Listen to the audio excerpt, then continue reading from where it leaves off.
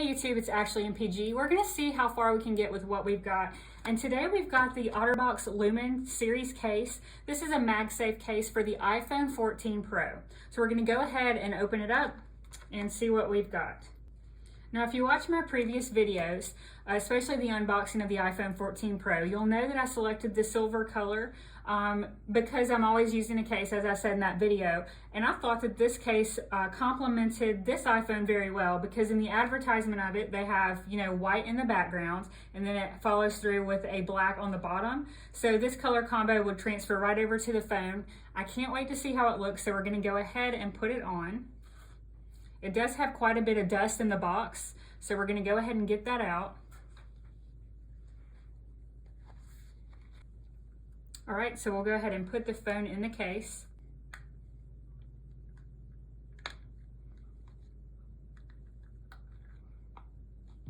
We're gonna take another approach.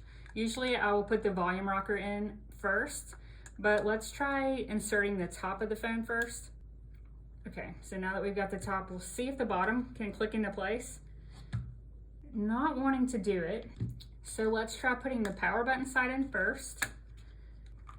Okay, so we have 3 corners in now, maybe the final, there we go. Okay, so if you don't already have this case, now you know the easiest approach to take to get it on.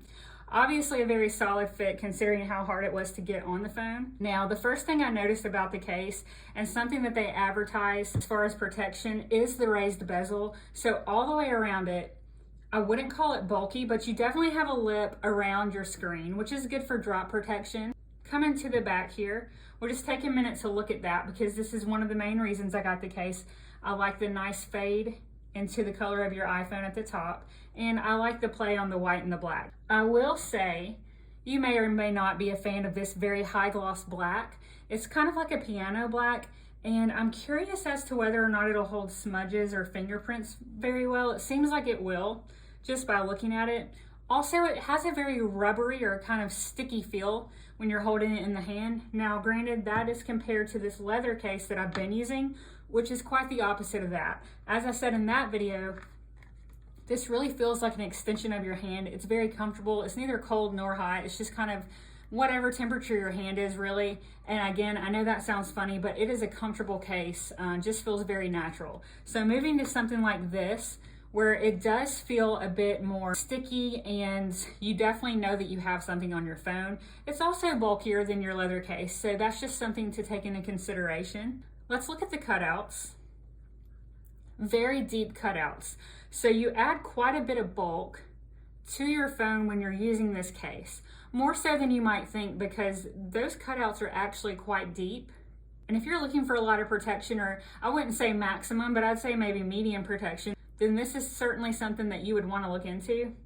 You have your Otterbox logo over here by your power button. You have your volume buttons here, and then you have your toggle switch there. And so I'm interested to see now how these buttons play, because with this you get less of a clicky response compared to just the bare iPhone. So okay. I would say the response with this Otterbox is actually better as far as clicking the volume buttons over here. There's no problem accessing your switch there. Much more responsive than Apple's leather case as far as pushing the buttons on the side. So if that's something that you really care about, definitely maybe look at a case like the Lumen Series case. Again, it is MagSafe, so it's compatible with any of your MagSafe chargers. Here's your cutout for the camera here. And again, there was a lot of dust in this box.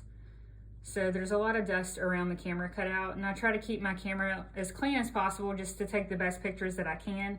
The iPhone 14 Pro has a great camera, even compared to the 13 Pro Max that I had.